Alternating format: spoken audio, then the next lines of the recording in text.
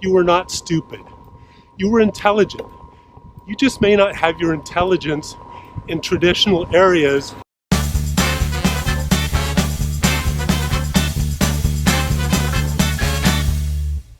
Today we're going to talk about intelligence, being smart. This is a subject that really kind of pisses me off because I know a lot of teens are scarred because people tell them they're stupid. Their teachers tell them they're stupid. Their friends tell them they're stupid. Their parents might even tell them they're stupid, which is horrible. The truth is, just because you don't do well in school or don't do well on tests does not mean you're stupid. Those stupid standardized, like SAT tests, all they do is measure how well you take a test. Nothing to do with intelligence. You may not be a good test taker. You're basically being a monkey and parroting back what they want on these tests. People confuse doing well on tests, standardized tests, with intelligence. There are some really stupid people who have come out of universities. Education does not make you smart either. So let's talk about intelligence. My theory is everyone is equally intelligent. The difference is where that intelligence is. For example, Einstein's intelligence was obviously in abstract physics. Van Gogh's intelligence was in art and creativity. Nobody can have all of the above, and the smarter you are in one area, the dumber you are in another, so to speak. So, if you're someone who doesn't do well on tests, my guess is there's something else that you do really, really well that other people don't. The thing I found often when people think they're stupid, there's things that they're really, really good at. And these people either just kind of blow it off like that's not an important talent to have, or they think that everyone has it, which is not true. You have to learn to find out where your intelligence is and take advantage of it.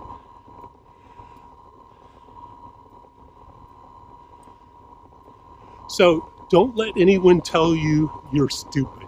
You are not. You're brilliant.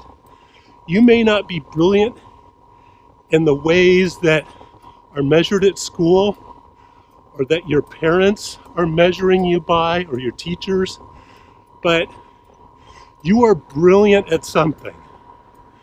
Go find it. Let me give you a personal example. So I'm an engineer. Many people think, oh my God, he's an engineer. He's really, really smart. Well,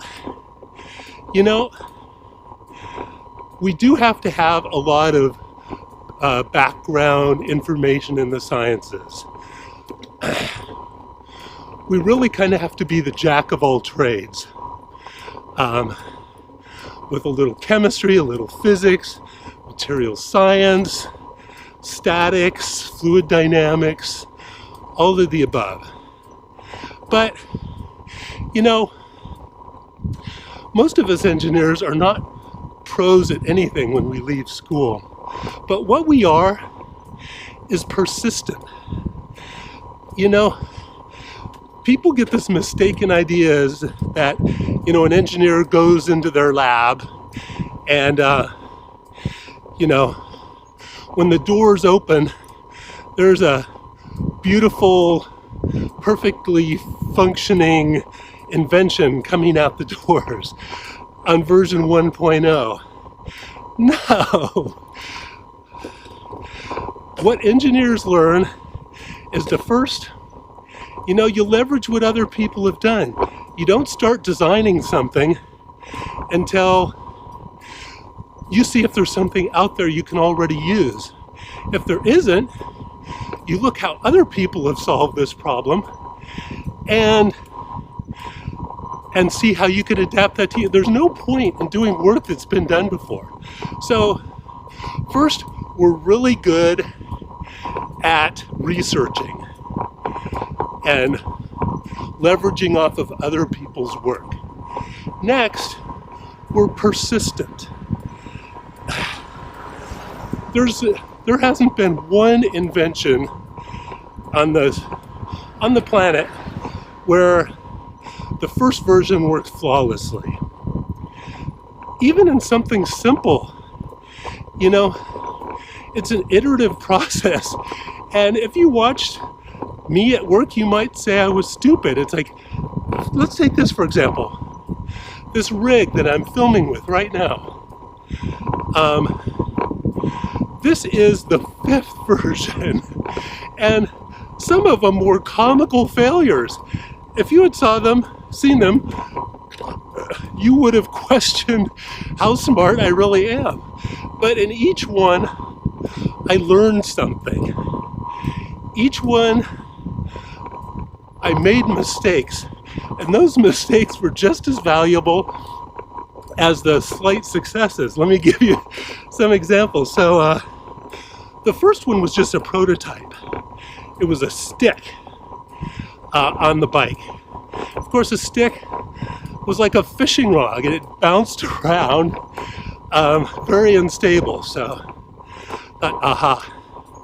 When you're biking, I was thinking on version 2.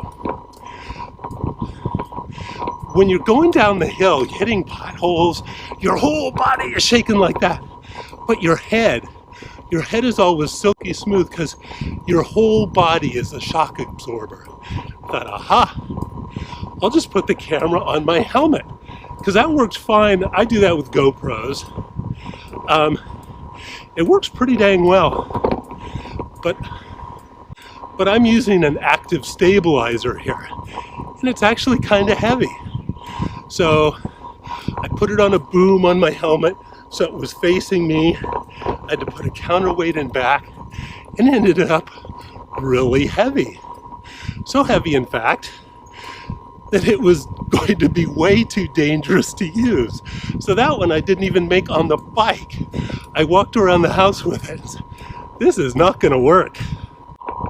So the 3rd version, I thought, aha, the stick version that was number 1 was pretty darn good.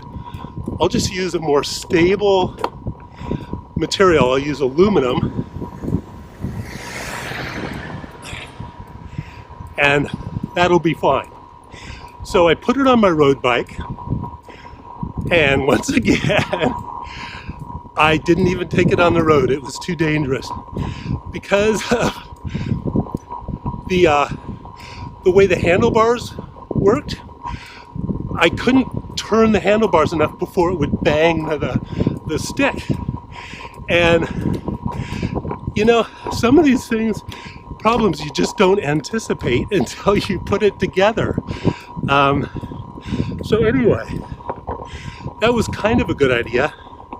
But I went back to my mountain bike that has bigger handlebars, no drop bars to get in the way. And so here I am at version 4, and it's actually pretty good.